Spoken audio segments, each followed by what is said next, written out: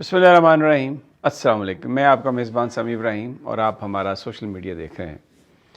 مشرق وسطیٰ کی جو صورتحال ہے وہ مزید ابتر ہو گئی ہے، اور جو اسرائیل اور امریکہ نے حملے کیے ہیں اور پھر جواب میں جو ایران نے حملہ کیا ہے اس کا نشانہ تیل کی تنصیبات بنی ہیں۔ اس وقت آج کی جو منڈی کی اس وقت صورتحال ہے، $116-117 پر بیرل تیل بک رہا ہے، اور اب مزید اگر یہ صورتحال ایسی رہی تو یہ مزید اور اوپر جائے گا، اور جو دنیا کی جو اکانومیز ہیں اس نے یہ جو پرائس ہائیک ہے اس نے ان کو اتھل پتھل بالکل اس طریقے سے کر دیا۔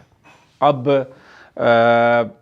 اگر یہ صورتحال اس طرح مزید اور خراب ہوگی تو یہ $130, $140, $150 پر بیرل تک یہ پیٹرول چلا جائے گا، اور بہت زیادہ پرابلم اس میں دنیا میں آئے گی۔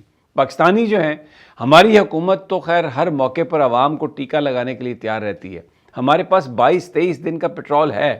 ہماری حکومت نے کوئی ابھی وہ جو مارکیٹ میں وہ پیٹرول نہیں آیا جس کی قیمت زیادہ ہوگی، لیکن انہوں نے پہلے ہی قیمت زیادہ کر کے اپنے خرچے، ظاہر ہے اگر آپ جہاز لے رہے ہیں، اس میں اڑ رہے ہیں، اور بھی مرسیڈیز گاڑیاں اور بڑے بڑے خرچے آپ کر رہے ہیں، تو وہ پیسے کہاں سے آئیں گے؟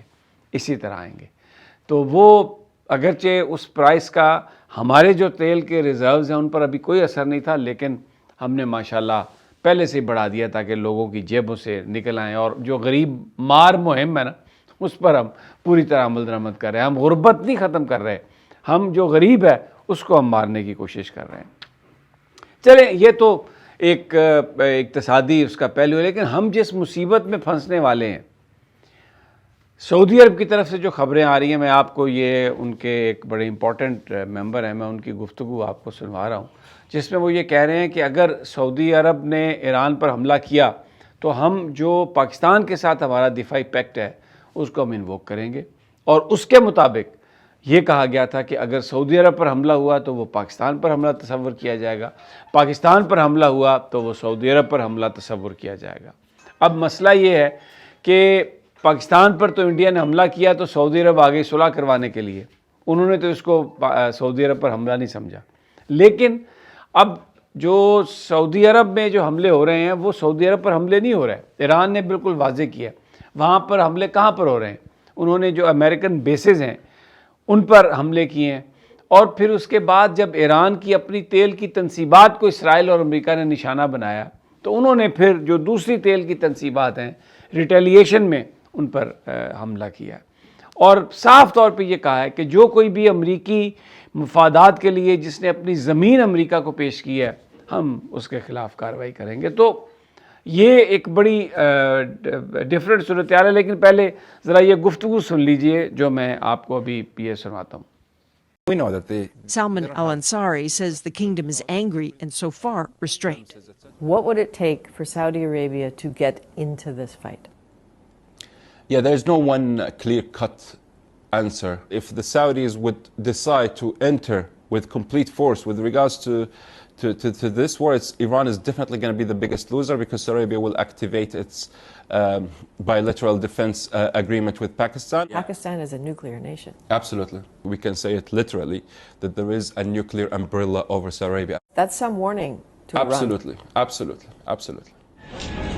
As it enters its third week, this war is starting to feel more, not less, dangerous. اب یہ بڑی ایک گمبھیر صورتحال ہے پاکستان کی کہ ہم اس جنگ میں ہم کو ڈریگن کرنے کی کوشش کی جائے گی، تو ہمارے پاس کیا چوائسز ہیں؟ پاکستان کیا کرے گا؟ آج فیلڈ مارشل نے جو شیعہ علماء ہیں اہل تشیع ان سے ملاقات کی ہے اور ان کو یہ یقین دلایا کہ دہشت گردوں کے خلاف کارروائی ہوگی، اور ساتھ ہی انہوں نے کہا کہ جو ہمارے ملک کے اندر جو فرقہ وارانہ فسادات ہیں یا جو ایک منافرت ہے یا جو اس کارڈ کو پلے کرنے کی کوشش کرتا ہے اس کا مل کے مقابلہ کریں۔ بالکل درست ہے کہ اس وقت شیعہ سنی بن کے نہیں سوچنا چاہیے، اس وقت عالم اسلام کی بات کرنی چاہیے، لیکن پھر ایک سوال اٹھتا ہے کہ ابھی سعودی عرب میں کوئی OIC یعنی آرگنائزیشن آف اسلامک کنٹریز کا اجلاس نہیں ہوا، 8-10 ممالک کا اجلاس سعودی عرب نے بلایا جس میں ہمارے وزیر خارجہ اور نائب وزیر اعظم اسحاق ڈار بھی تھے، تو انہوں نے جو اعلامیہ جاری کیا وہ ایک انتہائی منافقت پر مبنی ہے، اس میں ایران پر تو تنقید کی گئی ہے کہ جناب آپ اپنے نیبرنگ کنٹریز پر حملے نہ کریں، اس سے ایسکلیشن ہوگی، اس سے معاملات خراب ہوگا اور یہ ناجائز ہے. لیکن اسرائیل اور امریکہ جو کچھ کر رہا ہے اس کے بارے میں کوئی بات ہی نہیں کی، اس کے بارے میں کچھ کہا ہی نہیں. کیونکہ اسرائیل ایران جو ہے اگر حملہ ہو وہاں پر اور 170 کے قریب اسکول کی چھوٹی بچیاں جو ہیں وہ ماری جائیں اور اس کے بعد ان کی تمام جو پولیٹیکل لیڈرشپ ہے آپ اس کو ایلیمینیٹ کر دیں، ان کا پورا انفراسٹرکچر تباہ کر دیں، ان کی آئل کی تنصیبات پر حملہ کریں اور ان کہیں کہ بالکل ہماری مرضی سے یہاں پر حکومت بنے گی، تو مجھے بتائیے یہ کون سا بین الاقوامی قانون اس بات کی اجازت دیتا ہے؟ کہاں پر یہ لکھا ہوا ہے کہ امریکہ کے صدر کی مرضی کی حکومت بنے گی؟ یہ فارم 47 اب ہر جگہ، پاکستان میں بھی چل گیا فارم 47، اور اب امریکہ ادھر فارم 47 چلانا چاہتا ہے ایران میں. ایک پاکستان میں تو میں آتا ہوں اس ایشو پر بھی کہ عمران خان ایک پاپولر لیڈر ہے، اور اب آپ دیکھیں عید کا موقع ہے، عید کی آمد ہے، لیکن نہ ان کی بہنوں کو ملاقات کی اجازت دی گئی، نہ ان کے بچوں کو ملاقات کی اجازت دی گئی ہے. اجازت ہی نہیں دی گئی نا جو ان کو ویزا نہیں دے رہے. اور عید کے جو کپڑے تھے وہ بھی جو بشرا بی بی صاحبہ اور عمران خان صاحب کو جو دینے کی کوشش کی گئی وہ بھی واپس کر دیے گئے. کوئی میل ملاقات نہیں. اور پھر ایک جو گفتگو انتہائی منافقانہ، میں اس لیے کہتا ہوں کہ آپ کم از کم اپنی جو آج کل اب ٹی وی کیمروں کا دور ہے، جو آپ بات کرتے ہیں وہ ریکارڈ ہو جاتی ہے. طلال چودھری صاحب نے یہ کہا کہ جی وہ ویزا اپلائی کریں، ان کو ہم ویزا دے دیں گے. تو پورا جو علیمہ خان صاحبہ نے بتایا کہ ٹریکنگ نمبر سب کچھ کر کے اپلیکیشن کا وہ دیا. تو اب کیا کہہ رہے ہیں تارڑ صاحب؟ وہ کہتے ہیں جی وہ نائکوب پہ آئیں، ان کو ویزا نہیں دیا جائے گا. تو یہ صرف مقصد کیا کہ ان کو روکا جا سکے، ان کو اپنے باپ سے نہ ملنے دیا. 2022 سے عمران خان کی جو ہے وہ ملاقات نہیں ہو سکی اپنے بچوں سے. لیکن بہرحال یہ ایک بڑی افسوسناک صورتحال ہے. دوسری جانب حیدر سعید ایک نوجوان یوٹیوبر ہے، نوجوان جرنلسٹ ہے، انفلوئنسر ہے. اس نے بیچارے نے وہ ظاہر ہے رپورٹر، کیونکہ جو اس وقت جو بڑا میڈیا ہے، بڑی اسکرین جو ہے وہ تو کوئی خبر نہیں دے رہی عمران خان صاحب کے حوالے سے، تو اس نے فالو کیا. اور جس وقت عمران خان صاحب کو پمز وہ لے کے آئے، وہ اس نے اس پورے قافلے کی فوٹیج بنائی جان ہتھیلی پہ رکھ کے، لا انفورسمنٹ سے چھپ کے، اور جب وہ واپس گئے وہ بھی بنائی اور اس نے وہ سوشل میڈیا پر ڈالی. پوری دنیا کو پتہ چلا، پاکستانیوں کو پتہ چلا کہ یہ عمران خان جا رہے ہیں، یہ واپس آ رہے ہیں. ان کے اوپر پرچہ، ان کو پکڑ لیا اور ان کے اوپر پرچے، یہ آپ ان کی فوٹیج دیکھیں. بڑا ایک عجیب و غریب یہ سارا معاملہ ہے اور اس طرح ہونا نہیں چاہیے تھا. اچھا، دوسری جانب جو ہمارے حکمران ہیں، اب یہ میں آپ کو دکھاتا ہوں، یہ آصف زرداری صاحب نے عید کارڈ بھیجے ہیں. اس میں آپ دیکھیں محترمہ بے نظیر بھٹو ہے، ذوالفقار علی بھٹو قائد اعظم ہے ہی نہیں، قائد اعظم ہی غائب ہو گیا. دوسری جانب علی ڈار صاحب نے اپنی ایک ویڈیو دکھائی ہے آفس کی ملاقات کی، وہاں پر نواز شریف صاحب ہیں، شہباز شریف صاحب ہیں، اور جہاں پر وہ علی ڈار صاحب بیٹھتے ہیں اس کے اوپر محترمہ مریم نواز صاحبہ ہیں، اور وہاں پر بھی عمران خان غائب ہے. اللہ تعالیٰ بہتری کرے. اور پھر وہ جو جہاز کے حوالے سے جو ساری گفتگو ہوئی، جو خبریں ہوئیں، اس میں دیکھیں اس میں خود حکومت نے غلط بیانی سے کام لیا. پہلے تو یہ عظمہ صاحبہ نے کہا کہ جی ہم ایئر پنجاب نکال رہے ہیں، اس کے لیے ہم نے جہاز خریدا ہے. تو سوال ہوا کہ یہ جیٹ جو ہے پرائیویٹ جیٹ، یہ کیا کبھی کوئی ایئر لائن نہ اس کی کوئی کہیں رجسٹریشن ہے، کچھ بھی نہیں ہے. پھر اس کے بعد پتہ چلا کہ جی وہ کہیں باہر گیا ہوا ہے. کچھ لوگوں نے یہ کہا رپورٹڈلی مبینہ طور پر کہ وہ جنید صفدر صاحب گئے ہیں، وہاں پر اپنا ہنی مون منا رہے ہیں. اس کی تردید کی پنجاب حکومت نے. اچھی بات ہے. پھر اب یہ میں ارشاد بھٹی صاحب کی بات آپ کو سناتا ہوں، بڑے نون صحافی ہیں، یوٹیوبر بھی ہیں. وہ کیا کہہ رہے ہیں کہ بیسیکلی حکومت کو چاہیے کہ وہ فلائٹ مینیفیسٹ دے، جو لوگ اس میں گئے ہیں ان کا بتائے، اگر کچھ بھی ہے. یہ ذرا سن لیں بھٹی صاحب کیا کہتے ہیں.